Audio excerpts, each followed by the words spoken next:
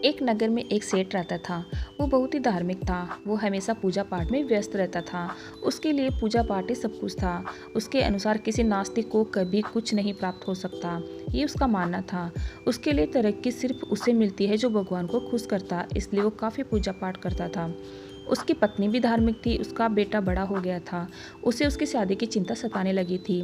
थोड़े दिन में सेठ ने अपने बेटे के लिए लड़की देखना शुरू कर दिया। कुछ लड़कियों को देखने के बाद सेठ को और उसकी पत्नी को अपने बेटे के लिए एक लड़की पसंद आ गई। सेठ ने अपने बेटे से उस लड़की की शादी करा दी। शादी के बाद बहू घर में आई। वो सभी को बहुत सम्मान देती थी और पूरे घर का बहुत अच्छे से ख्याल रखती थी।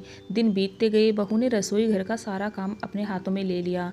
एक बिल्ली थी जो हर रोज़ रसोई घर में सारा दूध पी जाती थी और रखे खाने को जूठा कर देती थी। बहू उस बिल्ली से बहुत परेशान रहती थी। उसने काफ़ी दिनों तक बिल्ली की इस हरकत को बर्दाश्त किया, लेकिन एक दिन वह परेशान हो गई और रोज़ रोज़ बिल्ली की इस आदत से उससे चिढ़ने लगी और बिल्ली पर बहुत गुस्सा आता था। एक दिन उसने निश्चय किया कि वह बिल्ली को डरा के भगा देगी, जिससे वो कभी वापस नहीं आए। रोजाना की तरह बिल्ली रसोई में दूध पीने और मलाई खाने आई। बहू को चिढ़ तो थी। उसने जैसे ही बिल्ली को देखा कि वो दूध पी रही है तो वो आग बबूला हो उठी। बहू के हाथ में बेलन था और उसने गुस्से में बेलन बिल्ली की तरफ फेंक दिया। बहू का भी निशाना चुका नहीं और बेलन सीधा बिल्ली को लगा। बिल्ली बड़ी जोर से एक बार चिल्लाई और फिर एकदम चुप हो गई। बिल्ली की आवाज़ सुनकर सास बाहर आई और बिल्ली को ज़मीन पर पड़ा देखकर वो डर गई। बहू से सवाल करने लगी। बहू ने सास को सारी घटना बताई। बहू के हाथों से चले बेलन से सभी को लगा कि बिल्ली मर गई, क्योंकि वो ज़मीन पर पड़ी थी, वहाँ से हिल नहीं रही थी। तो सभी को लग गया कि बिल्ली मर गई है। सभी कहने लगे कि बहू के हाथों बिल्ली की मौत हो गई।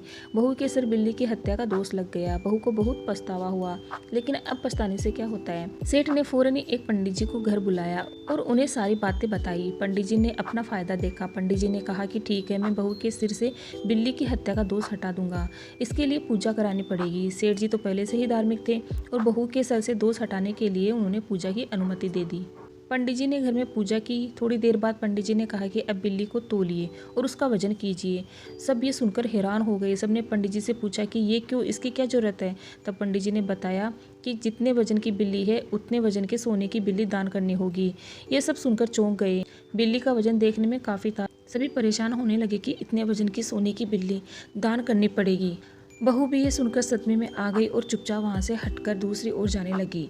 बहू जब दूसरी ओर गई तो उसकी नज़र बिल्ली पर पड़ी। उस समय वहाँ बिल्ली नहीं थी, क्योंकि बहू के बेलन मारने से बिल्ली केवल बेहोश हुई थी, मरी नहीं थी।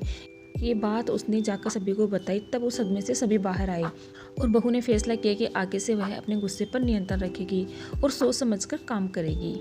वीडियो अच्छा लगे तो लाइक शेयर सब्सक्राइब जरूर कीजिएगा।